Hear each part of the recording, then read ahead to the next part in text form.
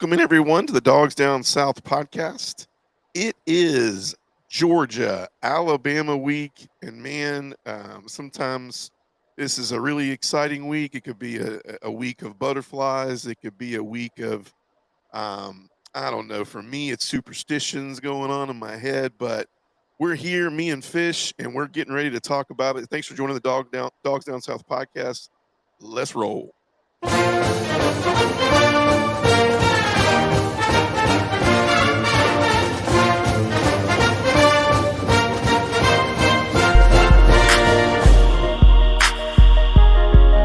Georgia, Alabama meets in Athens, Georgia for the first time in nearly 10 years. And we get to take it all in this weekend. Fish, welcome in. It is Georgia, Alabama week, man. What's your thoughts right out of the gates? How's your week been so far?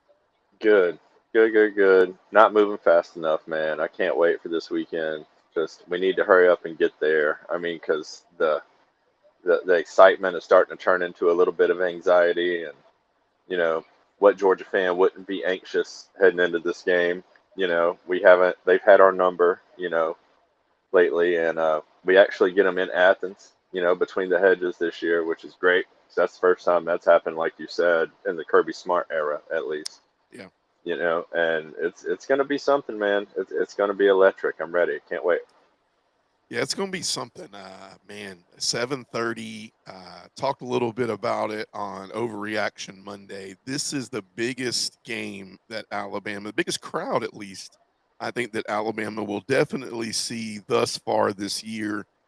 Ty Simpson, I mean, no disrespect to Florida State and Tallahassee, but it doesn't hold a candle to Athens at 7:30 at night with some primed up Georgia Bulldog fans. And I'm hearing I'm hearing we were nice and gave away, I think, what they gave us last year, which is around 8,500, crazily enough, 8,500 seats. I'm sure a good majority of those will go to parents, support staff, family, things of that nature. And Yeah. but then the other half, maybe 50% of they will bring some fans, and but it's going to be an electric atmosphere. SEC Nation will be there. Game day will not. Game day's headed down to another game. I'm thinking who are they? They're headed down to Penn State, Penn Oregon. State, Oregon. Yeah. There's a lot So of good games Saturday, bro. Game day could have gone anywhere. I agree. I totally agree, man. I think it's going to be.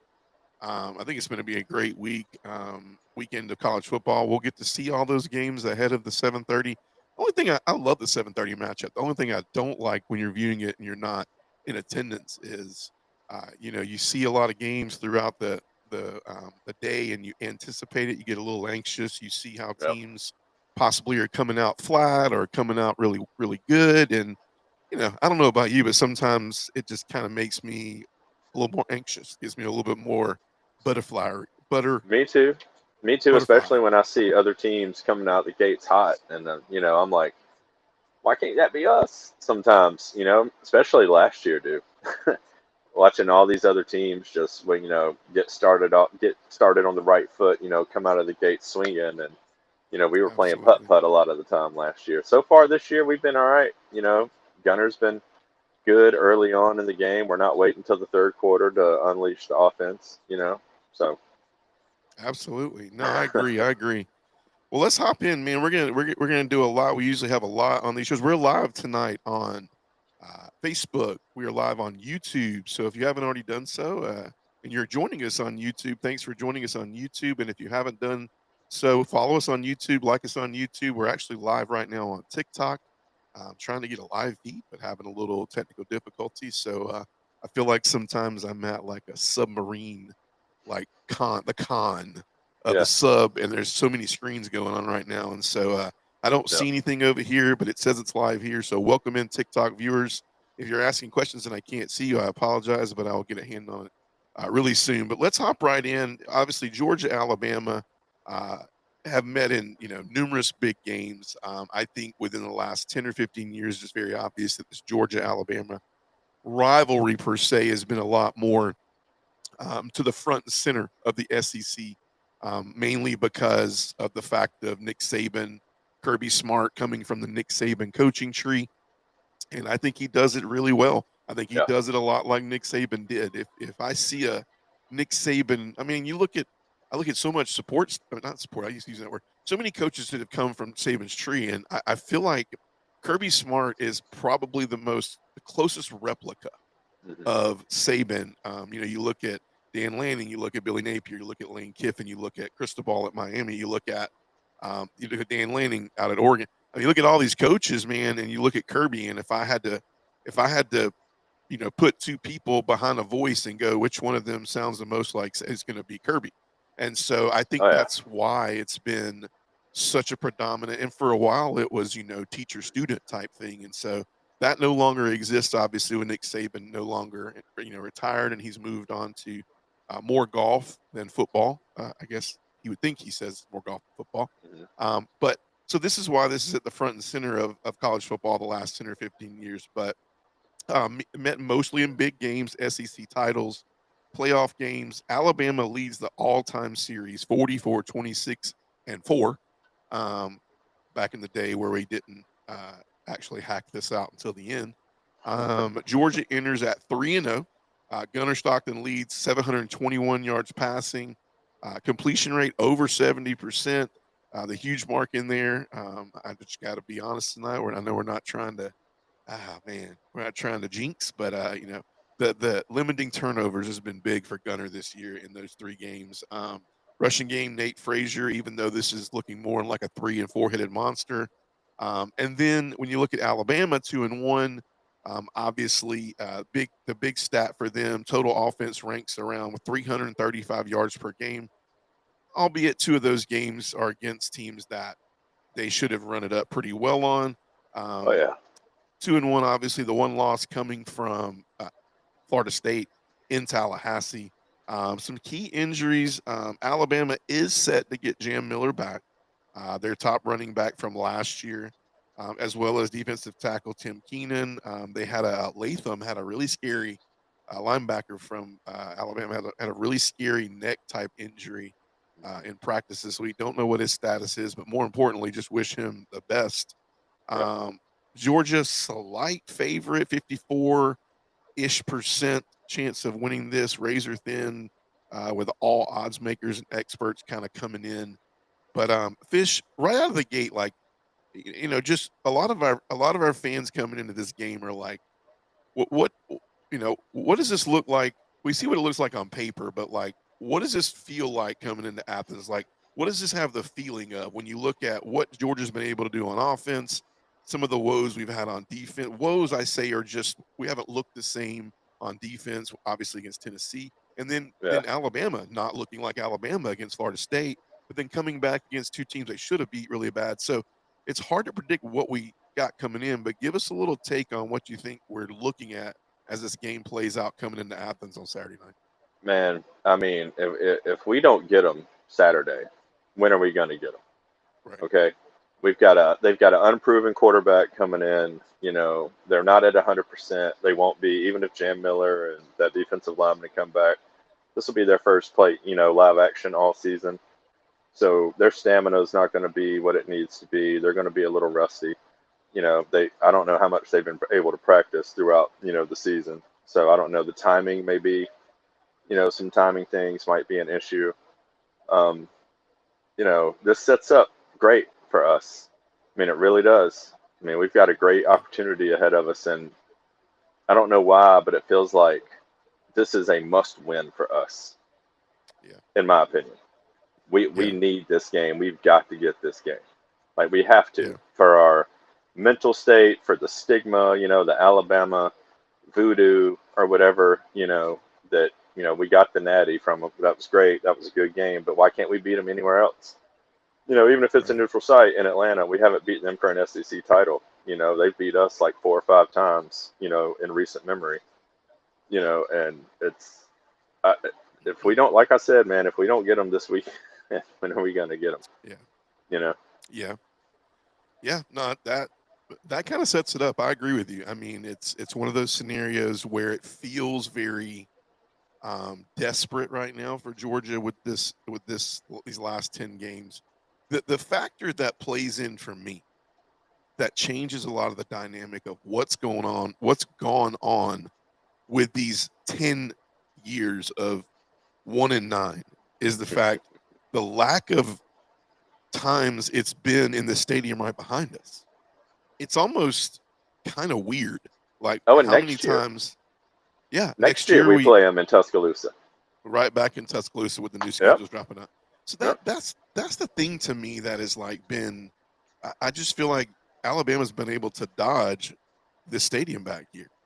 Yep. And the last time they were in the stadium, yes, they did a number on us. I remember it very clearly. They did, and I remember the blackout. And if you haven't already done so, go check out the TikTok snippet about the blackout. I think that it was very very short, but it basically said that Kirby Smart's not worried about a blackout this week. He's less concerned with uniform combinations and more concerned with what we play for, and that's the letter on the helmet. I Right. mean, it's a G. It's a Yep. G. It's a black G on a red helmet. That's what we'll be wearing. And I've seen a lot of great fans, and thanks for continuing to follow us over there. We're approaching the 3,000 mark in followers over there, which is incredible.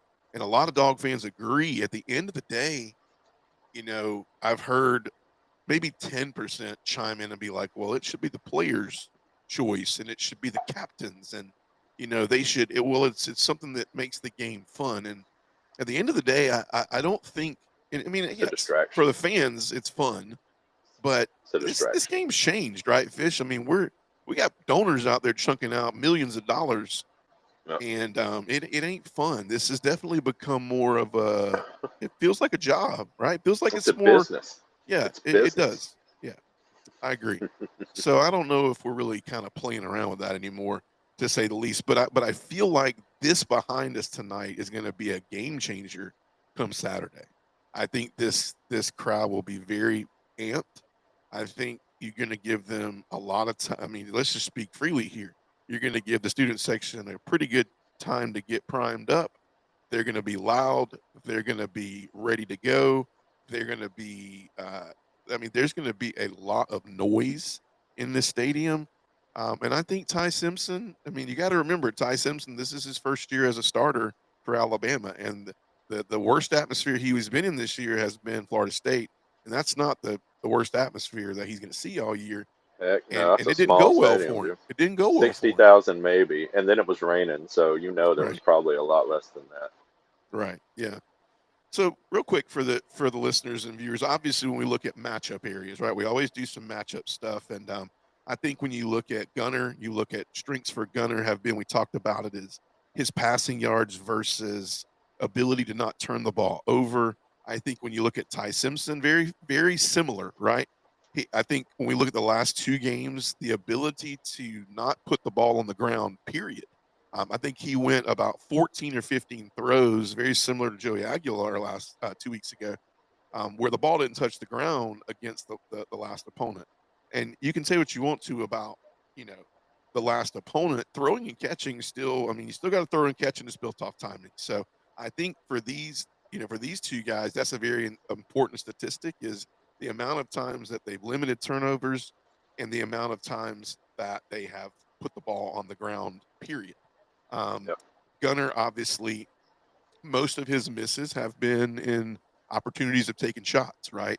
But I think we're in that day and age where you have to show the shots sometimes. It's not the fact that they were completed, it's the fact of knowing that it can happen, right? To keep the Yep. defense, keep them true to what's going on. And I think that's huge for both quarterbacks. And when you flip the page on defense, I think statistically what you find really huge is both of these defenses have had times when you look at Alabama versus Florida State and Georgia versus Tennessee, where these defenses did not look like the Georgia and Alabama defense of old. So a lot of similarities in where Alabama and Georgia is at, and both could have possibly been very, very close, as well as in record. I mean, Georgia was within an overtime possession of being 2-1 as well. And I think you look at a little bit of Lady Luck, and you look at a little bit how things came out, and the will to Georgia to win, and Neyland on the road, and that's the difference, right? And then lastly, biggest thing that I think with both of these teams that are going to be game changers will be The secondaries, right? I think the secondaries for both teams will be tested. I think for Georgia, we want to get the ball out of Gunner's hands quick. We want to establish the run, but we want to be the way we're going to establish the run is to present ourselves as a deep threat. There's no chance in the world that any Georgia fan this week is going to miss out at the fact that the first place you got to look this week is QB2. I think Alabama's going straight there. Jeremy Bernard, Ryan Williams, they're going to line people up on at QB2, and they're going to go after QB2. So I'm saying CB, cornerback 2. They're going to go right at cornerback 2 a couple times because that's where they got on us last year, right? They're going to want to. I don't think Cade Womack is going to do anything different than he did when we came to Athens. If he can keep us, if he can keep the run game intact and make Gunner have to do some things early in the passing game, you get up and you hope to stay up. But as far as key matchups as well, you look at the run games, right? The run games are substantially different so far. The inability for Alabama to get the run going, and the ability though this year for Georgia to get the run game going. So those are just some kind of key factors in what we're seeing. I mean, when you look at players that stand out, obviously, Fish. I'll let you chime in as well. The first thing that comes to mind for me is Ryan Williams. What does Jam Miller present? Being able to come back in the run game, does that give a little spark to the run game? But the offensive line, and then for Georgia, it's obviously continuing to be able to be consistent with our wide receiver play. But what do you how do you think? I mean, where do you think in the statistic range of what we're looking at Alabama, Georgia? Like, you think it's at the wide receiver spot for Alabama as far as what we're keying on this week? More run game, defense. Where are you at with that?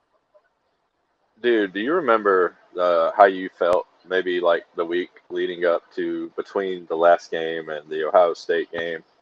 Like the maybe the nerves and the anxiety you might have had because you knew our secondary was a little weak Yeah, yeah, and you knew they were going to come out and sling it, and they had like three NFL awesome, killing it in the NFL receivers right now. yeah. Abuka, and Jigba and Marvin Harrison Jr. Right.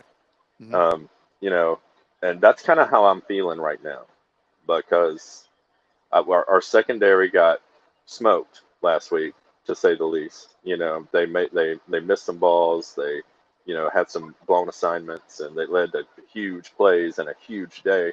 Aguilar looked like Joe Montana out there, or Peyton Manning, sorry. Um, and that can't happen.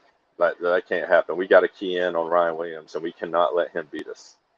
Like, we have to sell out to shut him down. And I don't know what we have to do. There always needs to be a safety on top of him, or something. And thank God Humphreys is gone. Right. Right. So Right. we won't have him back there dancing around, blocking our own men, from tackling him, to let them go ahead and get the walk-off touchdown. Yeah. I don't know, dude. Our secondary makes me nervous. And, Yeah. I know it was Wisconsin last week, and Wisconsin got blown out by Maryland this week, which tells me that Wisconsin is garbage. So, Yeah. that 38 points doesn't look as impressive maybe as it did before, or maybe I don't know, maybe I'm looking too much into it. I don't know a lot about Maryland, but I know that they are traditionally at the bottom of their conference. So that's where they live. Yeah. So, I don't know, man. Our secondary better show up and show out. Yeah. That's my key to victory. I mean, at the end of the day, we can jump the gun and say that we may see some similar things, but I think when I went back in and I've watched it now, not fully, but I've went back and watched, sessions of. I'm grateful for YouTube and people who take the time to go and you see these little videos where it goes Georgia game offense, what does it call it, uh, like basically it runs continuously. You don't have any commercials. You're just seeing the offensive plays, just seeing the defensive plays. I don't know who has time to go back and do that. Thank you who does. But like when you go back and watch those things, one thing that I consistently saw, and because I went and pulled a video just to see this, was what was our communication like in the secondary? And I can tell you, that was one of the big concerns. And I'm not making excuses. Do we have busts on the defense? But you know, when the receiver ran the seam route, when he cut that was instinct.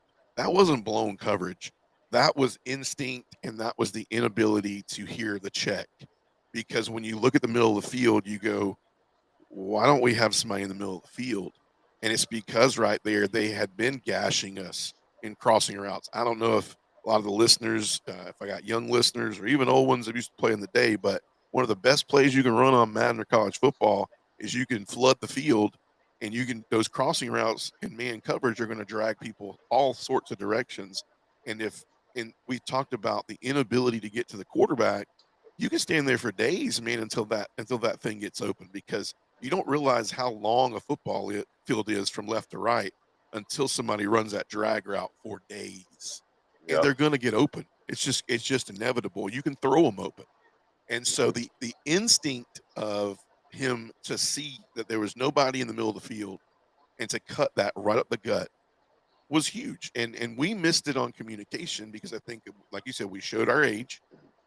Our communication was rough because there's 100+ thousand fans that are screaming their brains out, and they're Yep. excited. And later on in the game, I think Tennessee knew they had to get back into that the fans had to get back into the game. And where you saw us not put the game away at 24-21, when we got that field goal and they realized after all this we're only down 6 points. Yeah, man, the air in the stadium got back hype, and Yep. and I think Tennessee played off of that and said we got to go right back to where we were successful the first 5 minutes of the game, and they did. Yep. And so communication was key in those defensive breakdowns. And I think I think I know for me, man, like just watching the game in a stadium that is not. I was just saying, man, it's going to be nice to see Alabama and Athens. I keep saying it over and over, but it's like, dude, we have just been a part of absolute turmoil in Tuscaloosa for the past 9 to 10 years, and even in the SEC championship games. I mean, those are neutral sites, but those are intense games. It's late in the season, and that's where Georgia got. The win they got was obviously the national championship in Indianapolis, and but like we just haven't had that home field advantage to really bring a different element towards this game, and we do. And Yeah. so I'm hoping our student body and our fans understand, which I think they do, that we're going to have to Yep. communicate. But it just keeps coming back to my brain that it's huge. It is. I mean, you can't over exaggerate like that significance. Like you really can't. You can't say it enough. It's huge. It's a big deal. Like Bama has been dodging a bullet. I don't know if Saban and Sankey just got together over a round of golf and said, "Hey, I don't want Kirby, and I don't want to go to Athens to play Kirby, blah blah blah, for said years or whatever." Because it seems like they were going out of their way to schedule that Yeah. game in Tuscaloosa, and it seems like here we go again. We get them this year, and then bam, next year right back to Tuscaloosa. Like, what's up? Uh, Like, it doesn't make sense. I mean, the only thing I will say, and we're going to do a little preview of this next week, is the only thing that does make sense is it's our only game on the. I mean, yeah, we'll talk about it next week, but man, it's a pretty good schedule next week. I mean next year. I mean it's Yeah. great for us next year, but I don't know if you step ahead to 2027 and holy cow, like it's Yeah. like it's like we gave you a year off and then we sent you a gauntlet. So I don't know. Anyways, Did you see Tennessee's draw? They got Kentucky and Vandy.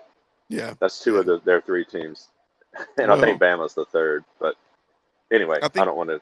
I think when you look at Tennessee and you look at rivalries anywhere in the SEC, one of the biggest things is Georgia, Auburn, Florida, Alabama, those teams consume so much of the rivalries that Yeah, it's they do. hard to really. I think they just make up these rivalries. I mean, let's just be honest. If you really wanted to stack the deck, I think but the SEC panel would have said, you know, Florida, Auburn, Tennessee. I mean, That's what I that's. was thinking.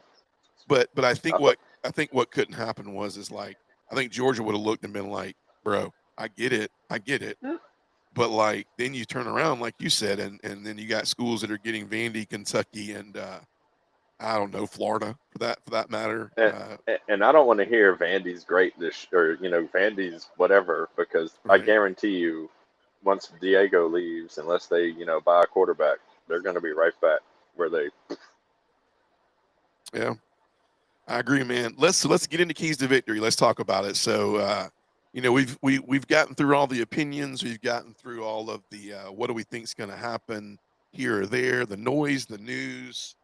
This is one step closer to the Pats popping on Saturday. But let's start on offense real quick. You can't hide from this one right here. I think Georgia has to be balanced. I think run and pass has to be something that is very prevalent on Saturday night. I think the ability to let Alabama have to scheme around something that's not just one dimensional, which they were able to key on last year, was key. Second thing, protecting the quarterback, managing the pocket. Offensive line has had some woes against Tennessee, right? They're going to be looking, what does that right side look like? You got to know that K. Womack is going to be going, look, they see that tape, they see Tennessee, and they go, this is where we're going to hit them. I think we have to get creative. I know we had a bye week, so I think we're going to be a little bit healthy on that side. I think we're going to get creative. I'm wondering if we're going to see what we talked about, that if, if is the answer Josh Jackson, is the answer Bo Hughley, is the answer moving, moving some things around that right side. We'll see. But I definitely think it's going to be a key. I think you said it earlier, Fish. Matchups are going to be huge. Ryan Williams, Zach Branch, Jeremy Bernard, and who's going to be who's going to be the guy for Georgia? I mean, it's going to have to be punch for punch. You look at it like a heavyweight fight, right? Yep. And then I have a few more down here, but I'm kind of going top three, top four. But I think the turnover battle here is going to be huge. Which quarterback is going to be not who they really are, who they've been so far in 3 games? Because these are 2 quarterbacks that, if you look at it, are going to make it very hard for defenses to get a lot done because they've not turned the ball over a lot. So I think those are 4 huge things on offenses. Which thing sticks out to you the most, Fish, as far as if Georgia gets it done on offense, how are they going to get it done? I mean, if we come out and pound the rock, like that's what I'm hoping because, I've watched some Feinbaum and some college football live, this week and listened to a few podcasts, but man, nobody's talking about Alabama's secondary really.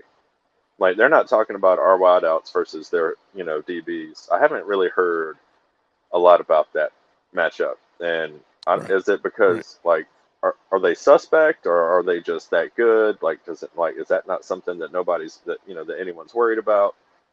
What's going on with that? Because I think that's a huge thing. You know, Right. I think we not throw to set up the run, but I think we need to come out slinging it again. I think the O line needs to create a pocket for Gunner so he doesn't feel like he has to run, even though I know that's one Right. of his strengths. But he also showed last week that he can sling it. You know, Yeah. and I think that if we're able to do that again, like if Gunner comes out and has another performance like he did last week against Tennessee, man, I think we're in great shape. Yeah. Yeah. I mean, the thing that jumps out, I mean, I'm reading what you're saying about the secondary, but the thing that jumps out to me that's very similar, in my opinion, I mean, I talked about it on Monday. Even Alabama, you can add to this. Everybody that plays Georgia and Alabama, they're going to get their best game. If it's Kentucky, if it's Vanderbilt, if it's you name it, Mississippi State, we're going to get Mississippi State's best game later on in the year. You know, cowbells and all, like we're going to get the best because to most of them is the standard is you beat Georgia, you beat Alabama, you've arrived in the SEC type thing. But when you look at the Exactly. secondary, We're the I think top the of the mountain. things, yeah, I think the secondary is the reason why you're seeing some of these question marks. Is both teams have both, I feel like, experienced the same problem is the inability to get to the quarterback. And maybe that's off of plan. Maybe that everybody's scheming that more. But I think Georgia, and it'll be interesting to see Georgia and Alabama's defenses and how well they can get to the quarterback on Saturday night, because it's something that statistically, when you look at it, Alabama and Georgia hasn't been able to do. I mean, I'm looking at it right now, and I think the reason both secondaries have had battles against their first 2 to 3 games is because of the fact of how long is the quarterback. And we're also talking about us, Bama, who's faced FSU, but two teams that they should have beaten as well. But Georgia didn't even crack the playbook open. I don't even think they cracked the playbook open much on defense the first 3 games besides Tennessee. Yeah. But wouldn't you say that would, on paper, why these two secondaries are not getting talked much about is because they're just really nothing special right now? Because as we know it, what has made the Georgia secondaries in the previous national championship years and SEC championship years so good is the fact of, if you're having to throw the ball early and not on time, these secondaries are going to tee off on you. We're going to get more interceptions. We're going to get more tipped passes, and that makes the secondary look real good. Do you agree? It does. It makes them look real good, actually. Yeah. So But I mean, it also kind of makes me a little nervous. yeah, Just I'm not. I don't know. I don't know what we're gonna get Saturday. yeah. Well, let's look at defense. So I think Yeah. if I had to pull four things out of this, obviously you just said it. I think I think stopping the run. This sounds so backwards. It's like, well, we gotta eliminate big plays. But I think you can't allow Alabama to do something that makes Alabama dangerous, and that's FSU did what? The inability to run the football is something that Alabama. I mean, Kirby had to have gotten it from somebody, right? Saban Yeah. wants to run the ball, establish dominance, and put the game in the hands of the defense. If Alabama can't run the football, then you're going to put everything on Ty Simpson and his wide receiving core in a hostile environment, primetime TV, 7:30 Saturday night, and it's going to play into Georgia's hands. So I think the ability to stop the run is going to be very important, in my opinion. Secondly, but then you have the same thing we just talked about. I think disruption and havoc has to happen Yeah. from Georgia's front. We have not been able to get there all year. We're going to have to get there. You will know the dynamic of how well Alabama's offense is doing if in the first two quarters we don't have a sack or a quarterback hurt. It's not going to be good. It's not going to be good. If Ty Simpson's Yeah. throwing the ball comfortably, I mean, until Joey Aguilar felt a little pressure, he looked like, you've said it multiple times, he looked like Joe Montana back there, man.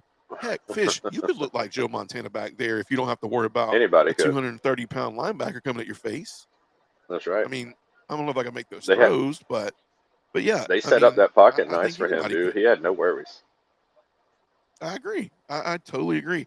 And then you know, I think red zone will be huge. I Oh think, my god. when you look at this game, touchdowns are going to win this game, not field goals. So I think when Yep. you get into the red zone, Georgia's going to have to be able to score. They're going to have to have the ability to run the football, control the line of scrimmage. And then I think the last one, but it's not last, I think it's the most important one, is what I just said. It ties into it. I think winning at the line of scrimmage is huge on offense. I think Georgia has to, you know, Alabama still has some really great pass rushers. I think they're a little less talented, knock on wood, than they've been in the past in the linebacker position, in the defensive line position. But there's some players that really present some problems and mismatch problems with the offensive line, and that hadn't boded well against us. Luckily, I think Tennessee's defense was one of the better defenses we're going to see this year as well in the SEC. I was very, very, very shocked. Shocked is Hmm. all I can say. I thought the defense looked really good from Tennessee. They I did. thought They did. Georgia and Bobo earned those 38, regulation points. And so, Yep. talk to me about defense. I mean, you look at those four things. You've hit the cornerbacks a lot, and I agree with you. But what's going to make you feel?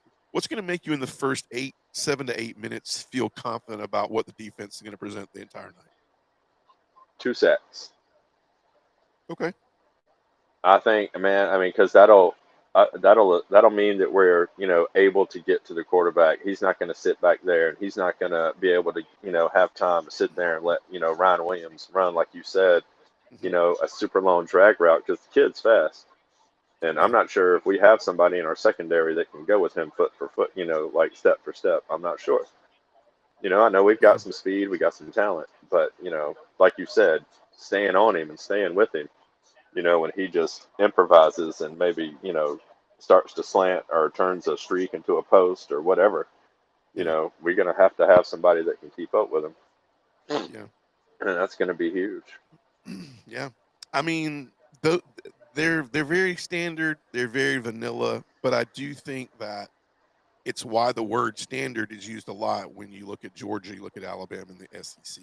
I think these two teams have set standards in the area of running the football, have set standards in the area of never been, I mean, except minus the year that, I feel like there's a couple years where Saban had some really good offenses that were electric in the passing game, but it reminds you of Kirby sometimes in the passing offense.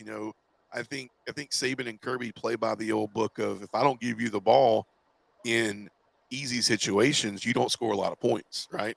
So I think that plays out in the back of their minds sometimes, and call it old school or call it playing it safe all you want to, but it's kind of like when you walk into the casino and there's a veteran guy that's there every single weekend and he tells you to bet on red and you go, man, I'm kind of feeling it tonight. And you bet on black and you wonder why you lose your money, right? So it's like, you Yeah. look at Nick Saban, you look at Kirby Smart and you go, why do they bet on this? Well, they've been there a couple of times. They've won some money when they bet on red. And you just kind of tend to go, all right, kind of know what you're talking about. Let's look at some X factors before we make our picks tonight. Have a little fun. So, youth, Right. inexperience, and all we're gonna talk about is who do you think it plays? Whose hand does it play into more? Do you feel like this is more of an Alabama strength with youth and experience, or Georgia? Do you whose youth and experience could possibly show more on Saturday night? Inexperience, sorry, youth and inexperience. Both. Uh, You took the um, high road, right? You're like bet on red, bet on black. Don't even show up at the casino. I mean, I'm going to throw mine on green, actually. I'm going to Okay, put mine on green right there. okay, 50-50.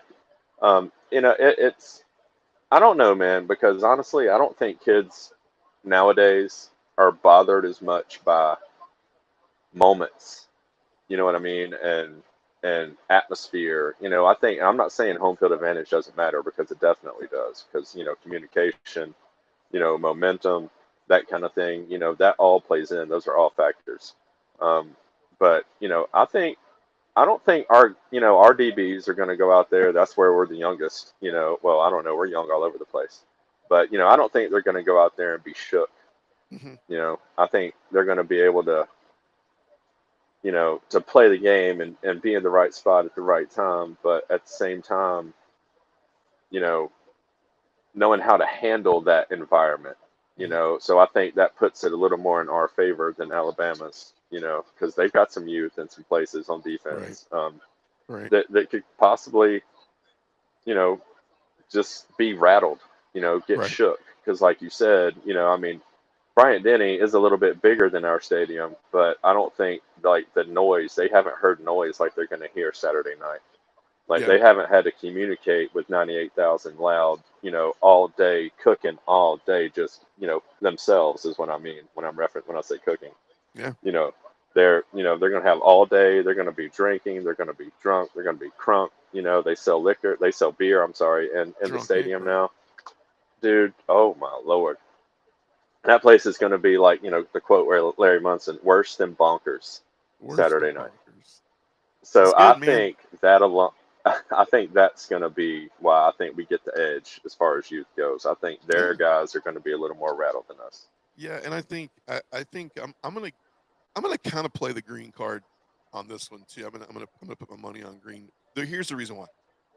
I feel like betting on green here, as we're calling it, is the fact of yes, we have a chance for the youth to be something that is not on our side coming into this game. However, I'm betting on our youth because of the fact of how well we've recruited, right? And how well Yep. they're all the fire, passion, and energy that some of these young guys have shown coming in. I said it Monday. I said it feels like Fish that you're going to see a new name every week, right? Who's going to be the guy to step up this week? Is it going to be Taylon Taylor? Is it going to be a Justin Williams? Is it going to be a Chris Cole? And even though you can look at those guys and go, well, it's not really a lot of youth there, right?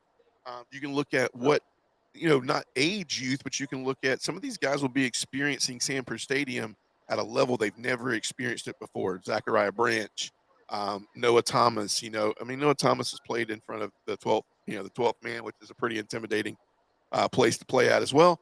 But when you look at all this, it could play in our favor in a lot of ways because I feel like these young guys are all very dynamic young athletes. KJ Bolden, I don't think KJ Bolden's playing like a young guy right now. I think he's doing a lot of great things. I really not to just be cliche, but I do think he reminds you a lot of a Malachi Starks, where he's well above his years as far as what he's Mhm. doing back there. And we know the Glenn Schumann, Kirby Smart defense requires a lot of checks and balances. It requires KJ Bolden, who's and Ja'Cory Thomas, and the guys who are setting, and CJ Allen, who are setting this defense up to almost have to know everybody's spot and what they're doing. And that's wild. Yep. But that's why this defense at times and for most of the year in the last 10 to 15 years has been such a successful defense. When the pieces work, it's great. One lack of miscommunication, and you can obviously see where the cookie crumbles, though, right? It's very intricate. Right. It's very intricate in how things flow. So I agree with you. But I think the youth Cost you could 7 be points. it could be our arch like X factor, because I do think there's a lot of athleticism in our youth. When you look at returning pieces from injury, you think Jam Miller comes back. You look at Keenan coming back in the interior for Alabama. The one thing I will say is edge wise, I think I give the edge a little bit to Georgia in this area, because I think these guys still have to come in. I mean, can you imagine Jam Miller and some of these guys, their first game back this year is going into a place that none of them have been into. Number one, none of these Alabama players have ever been to Athens, unless there's a 10th year senior that we don't know about. Um, Or unless and they were and visiting when they were getting yeah, recruited. or visiting, right? Maybe, and then they might be still a 6th year senior. So had never experienced this. Ryan Williams and Jeremy Bernard, and all these guys have to experience this crowd. They have to experience what Georgia had to experience when they went down 28-0.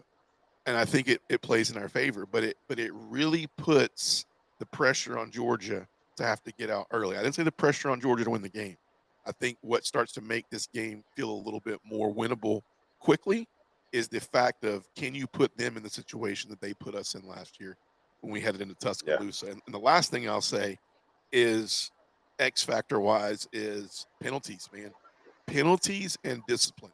Now, for good or bad, I'll let you get the good side. I'll take the bad side of it. Now, there's the bad side of it is I get it, right? Pass interference is something that can change the game. But I think what you may see early on, and what I would definitely tell, especially early on when the game is not necessarily in or out of hand. But hey, if you're excited, if you get beat off the ball, and if there's question about what's going to happen, just tackle him to the ground. Live to play another day. Nobody's going to, no harm, no foul. As a matter of fact, you're going to be the smartest guy in the stadium, and you're going to be the smartest guy on SEC final that night going, if Georgia wins by a touchdown or 10 points, they're going to go back and go, man, you know what? When you use the rules to your favor, that makes sense. I'm giving them 70, or if I fall down, let me tell you what I'm thinking when I get up. I'm running my butt off, and I don't care where the ball's at. I'm tackling you, and I don't care what you think. Change the rule. But do I, you agree or I disagree don't with think that, Fisher? I don't think Kirby makes him run. I think Kirby goes, "Good job." I think he pats him on the helmet, and says, "Yeah." And then he points up at the screen like he always does. Every time somebody messes up, they come off. He grabs them, and he points up. He points up. They all look at the screen. He's like, "Look, this is what happened. You see what happened? Like, look at yourself. Look at yourself." I think that's smart, dude. And I was yelling that against Tennessee. I was like, just tackle him. It's Yeah. 15 yards. I mean, it's a giant loophole, but it is That's why what they're it is. called 50-50 balls, And man. 50-50. and other teams use it to their advantage all the time. I don't want Yeah. to see you try to make a play and miss.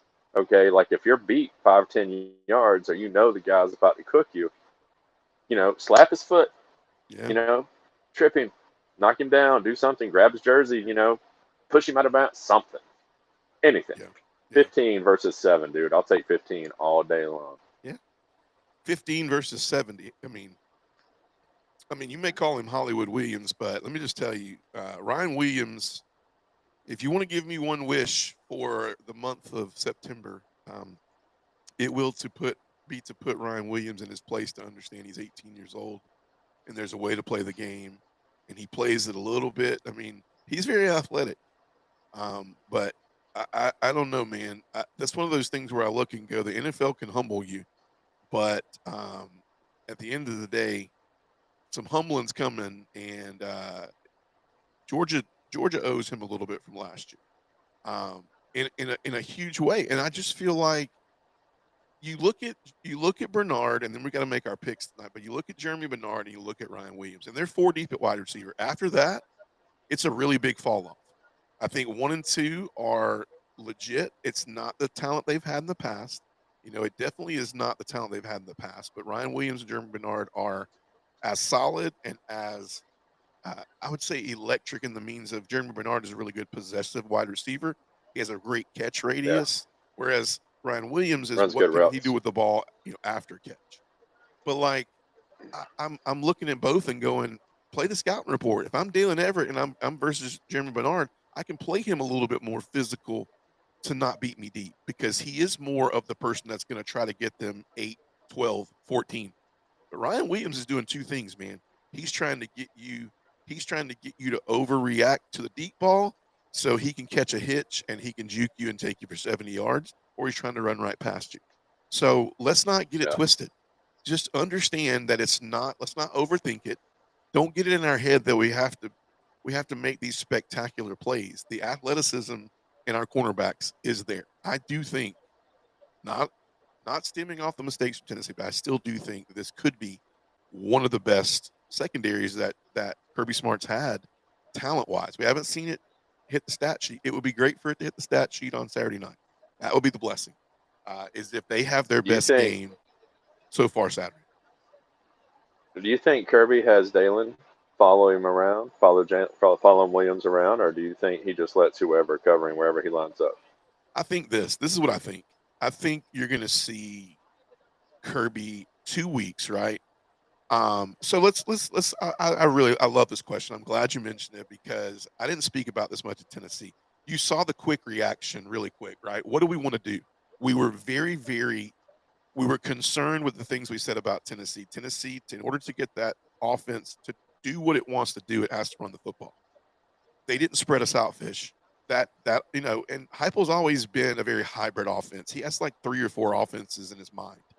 And I I know. do think that in the past that Memphis look, as they call it, or that look where they spread you sideline to side, we didn't see a lot of that, right?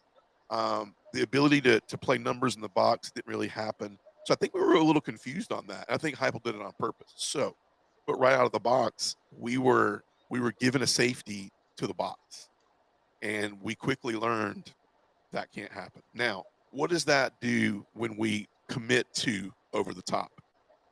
That puts the pressure on our linebackers really quickly. It makes Chris Cole and CJ, they have to tackle and cover in space.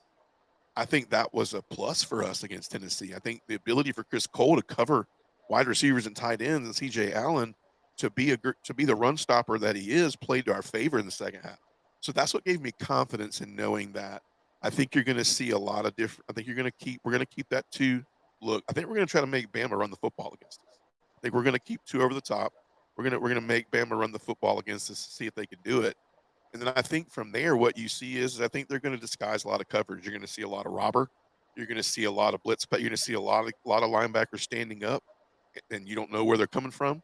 And I think you could see for the first time you could see Kirby them jumping from zone to man, and giving them some different looks and confusing the wide receivers. I think when you don't allow receivers to get comfortable in what what what they're running in, I think it gets them very unsettled. And knowing Georgia's going to play man is every time Ryan Williams steps out on that edge, he knows, like I just said earlier, he's got 2 moves.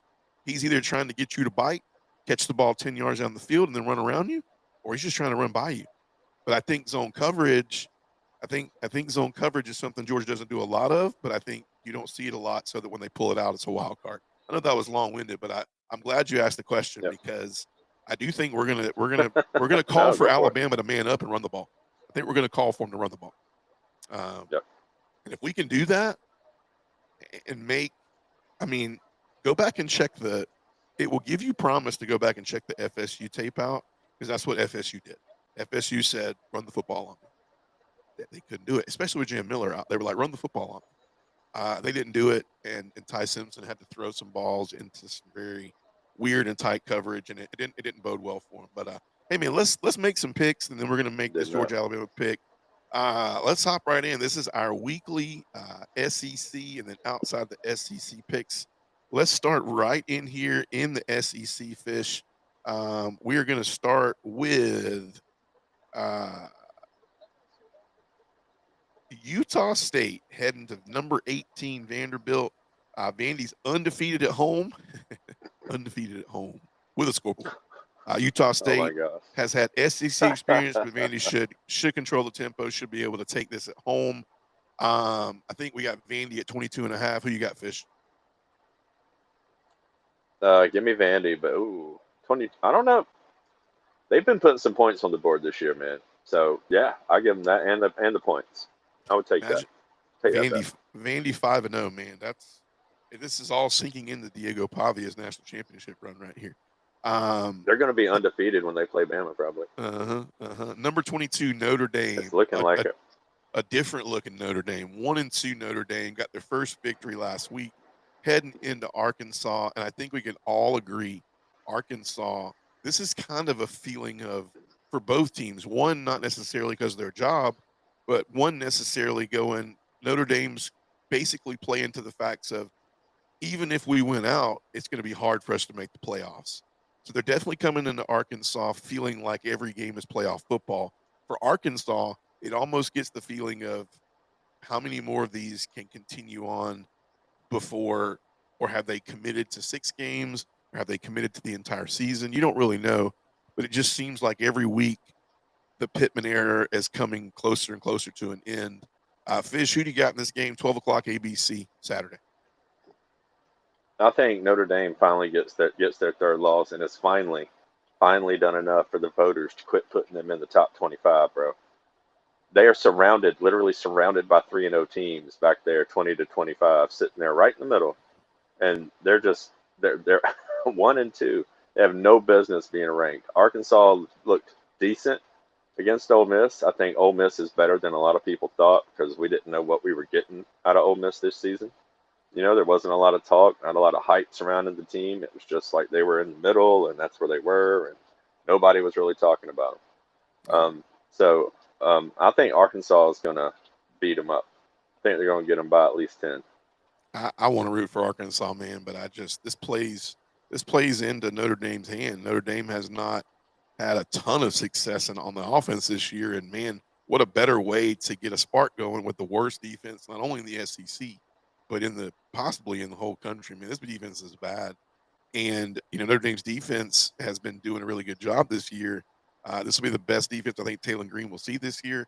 Unfortunately, I think Notre Dame gets it done, but I want Arkansas to get it because I think this is a win that could bode well for the SEC and Notre Dame not to be in the talks and give a spot away to a team that may not deserve it coming up at the end of the year, and also maybe keep Arkansas. Maybe it buys Sam Pittman 2 or 3, 4 more games.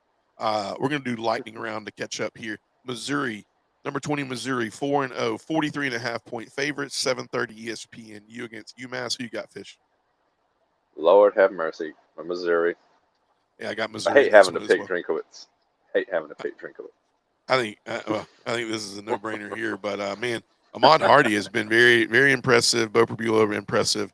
7:45, Kentucky, South Carolina, 2 teams that when you look at this game, South Carolina comes in 5.5.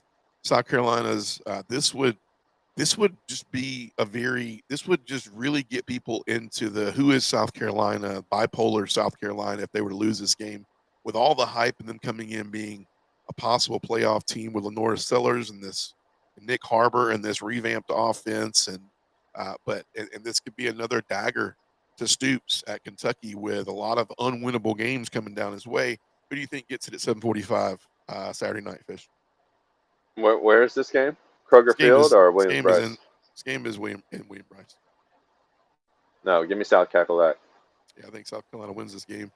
I don't think it's easy. I think Kentucky starts to do what they do best, and they start to kind of draw blood and take out body parts and things of that nature, and make you just never know why, but you end up beating them by like 4 or by like 9. And there's something like that, and it's like, how do we get this far, man? Mississippi State, Tennessee, 4:15, SEC Network. Mississippi State 4-0 at home. Shocker so far this year. Still in the lightning round, 4-0. Tennessee 15th. Going down to Cowbellville. 7.5-point favorite for Tennessee down in Cowbellville. Who you got, Fish? It's a whiteout in Cowbellville. They're doing a whiteout. They're going to wear white. The fans are going to be wearing white. Cowbells are going to be white. The noise isn't going to be white. The noise is going to be loud and deafening. Mississippi State, upset of the year so far. Boom. Called it. And it makes this Georgia win look even uglier. I know, but who cares? We got think, plenty of big games coming up. We're all right. I think we can dream, but I think what's going to happen in this game is Tennessee, they're going to finally play a defense that's worth playing. I think Mississippi State's defense gets exposed a little bit. I think you see a better defense than they've seen. I think this is way bigger of a defeat from Tennessee than 7.5. If I'm betting right now, I'm over, and I think it's a safe bet. I'll take Tennessee. I think Tennessee's a good victory for them. You don't think Jeff Levy's getting his signature win, right? I think everybody that has the blinders, the 4-0 blinders on right now. I think you still look at a Mississippi State team who's the 15th best team in the SEC right now. The only people that are terribly worse more is Kentucky, and so I mean I think Tennessee's a playoff team. So if that's going to be true, then you got to go in there. You got to get that win. I will say that what gives this hope is that Vegas even sees the blinders at 7.5, but I don't know. I don't see it. This is the team. I mean, we've been wrong about Mississippi State and Vanderbilt all year so far. So maybe Mississippi State and Vanderbilt are supposed to be in the SEC championship. That'll be crazy, man. Texas A&M, big game. Texas A&M 3:30 ESPN versus Auburn, who is trying to rekindle after coming off the cheat win, the cheat loss, I should say, to Oklahoma. If Texas A&M, they will have their hands full if Texas A&M can sneak some players on and send them down the field without being seen. If Texas A&M is allowed to drag the receivers down before the ball gets there, and if Texas A&M is allowed to cause a fumble and it not have a great camera angle and it not be called a fumble, I think Texas A&M is going to win this by a lot. However, I don't think this will be allowed again. So with that being said, Fish, who do you got? Texas A&M, Auburn, 3:30 on ESPN. Give me Auburn. They're going to come out with something to prove. They're going to be mad. They know they got robbed last week, and I know you say don't let it come down to the refs, but that's not what Auburn did. That's not what happened. I watched that whole game, and the refs blew so many big calls, cost them 14 points. Like that missed PI in the end zone, 7. And then that fumble, that scoop and score, 7. It's 14 points off the board right there. Yeah. And a lot of momentum. Auburn should have won that game, bro. I don't care what they're saying about Oklahoma. They aren't a playoff team, especially now. So we can quit talking about Oklahoma. Venerables needs to start thinking about, is my job safe? Because the rest of the year is going to be, they're going to have a tough time the rest of the year. So Oklahoma, so we need to do a Pretenders or Avengers show next week. Who's the Pretenders and who's the Avengers? Because I think you're saying that Oklahoma's not real, man. I mean, I do think it throws a kink into the action when Oklahoma has John Mateer out with a broken hand for a month now. But man, okay, valid. I think this game right here. I think I agree with you. I think Texas A&M gets a wake up call. Texas A&M has skirted by on some last minute heroics. I think Jackson Arnold did enough. Now, here's the only thing that questions me to if they can make this happen is I think Auburn has to be able to protect Jackson Arnold like that. The offensive line, I mean, you can't allow 10 sacks or tackles for loss and win football games. So if you can take this number cut it in half against Texas A&M, I do think Auburn has enough talent, and I do think that this does not bode well as a good matchup for Texas A&M. I'm going to take Auburn with you. I got a whim. I think they're gonna play for Hugh Freeze. I think Hugh Freeze probably sent a message to his boss at Auburn and said, "Hey, if you need any questions about if my job status is good, talk to Greg Sankey." And Greg Sankey probably made somebody come out and say, "Hey, we probably cheated him." So I'm with you on that. Give me Auburn. Looking at next game on the list, I already did Kentucky, man. Okay, here we go. LSU 3:30 ABC heading down to Ole Miss. Man, Ole Miss. I think the only thing Ole Miss has in his favor for this one is the fact that Lane Kiffin's daughter, on the week of, admitted that she's dating Whit Weeks from LSU. Did you hear about that? Yeah. They were talking It's about crazy that stuff. on College Football Live, right? Like just a few minutes ago. Yeah. Drops it on game That's week. crazy. Who you got? Who That's you got, nuts. Fish? Jimmy, where's this game at? This Hotty game Toddy or is Death in Valley? Hotty Toddy. I'll add one more thing before you make your pick. Lane Kiffin, the Lane Kiffin troll of the week is that I guarantee you, this is from last year, I guarantee you they make us play at 8 o'clock in Death Valley and they make us play at 12 or 3:30 in the Grove. What time is this game? 3:30 in the Grove. And he said next year we'll go to 3:30. LSU. They'll make it a night game. Why? Because it's Death Valley, and we play night games there when we want to play night games there. Because Brian Kelly whines about it. But go ahead, make your pick.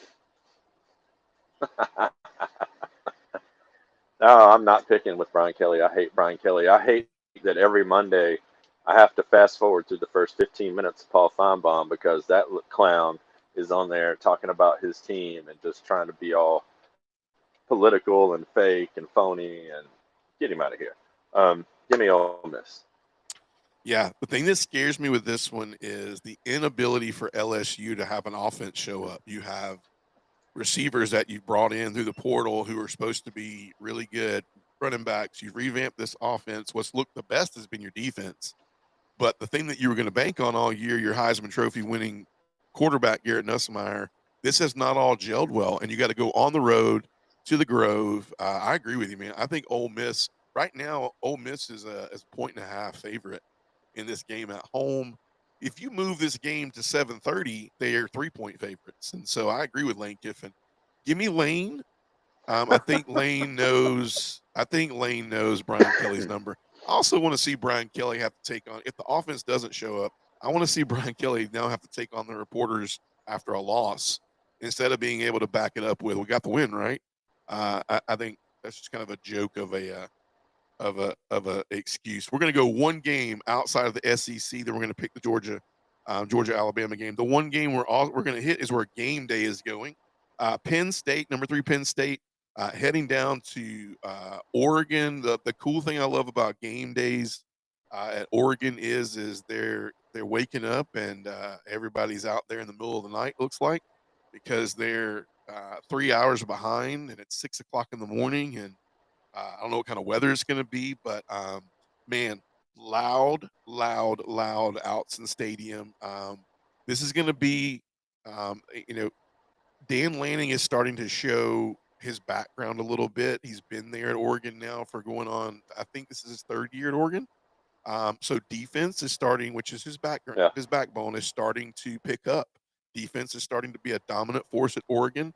It's starting to help this team as it gets through a little bit more of his offensive woes than you've seen with Oregon in the past. And so I love what the defense is doing. But Fish, give it to me. Who you got? We know what McAfee's going to do. I mean, McAfee's going to pick the home team. He's picked the home team 3 weeks in a row. I don't know if he has a diving board to go off of. Who knows? I don't know what he's going to do. Some kind of shenanigans. But who do you got? Oregon, Penn State before we pick the big game. I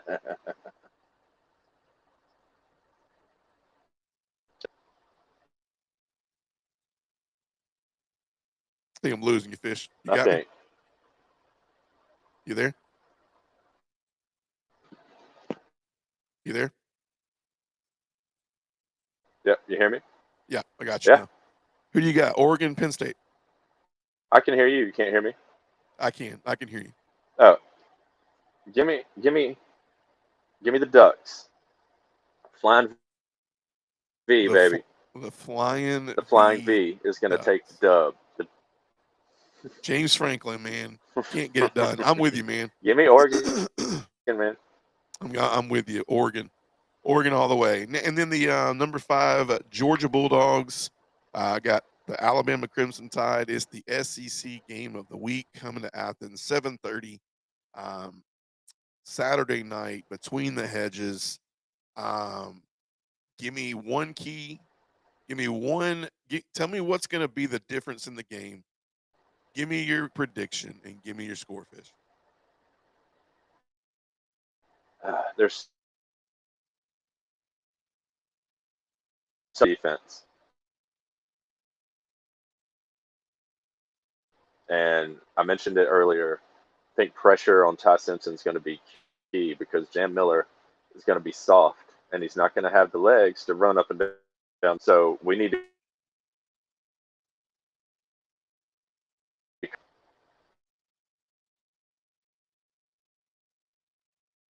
to get open. He needs to be off balance. The timing needs to be effective. I want to see them, doing everything but looking at the man taunting him when they put him on his butt. I think the energy is going to be what wins the day for us, especially on defense. Yeah. So give me Georgia, obviously, 45-17. Whew. Whew. All right. 45-17 is the pick. I'm going to keep it simple. I think I've said a lot of it about it on Monday and said a lot about it today. And I'm going to keep it simple, man. I think Georgia gets the victory. Hard fought battle, but give me Georgia. I don't think we're going to see any late game heroics. Give me 38-31 Georgia. I think late, there's a field goal in there late, but it's more like a 38-28. There's a field goal in there late, and they don't get that last touchdown. And I agree with you. I think the excitement and I think momentum, inability to cause havoc and not turn the ball over and allow Alabama to create big plays is going to be huge. And so I got Georgia winning it. I hope both of us are right. But yeah, man, it's going to be an exciting weekend of college football. We are. Fish, any last parting words for this evening before we let the pads do the talking? Got to win this game, dude. Cannot overstate how huge this game is. This isn't the national championship. Yeah. Because the narrative out there is that all these teams have an edge on us. And I'm tired of hearing the announcers and the talking heads all talking about the other teams and these guards. And good game against us. Yeah, man. I agree.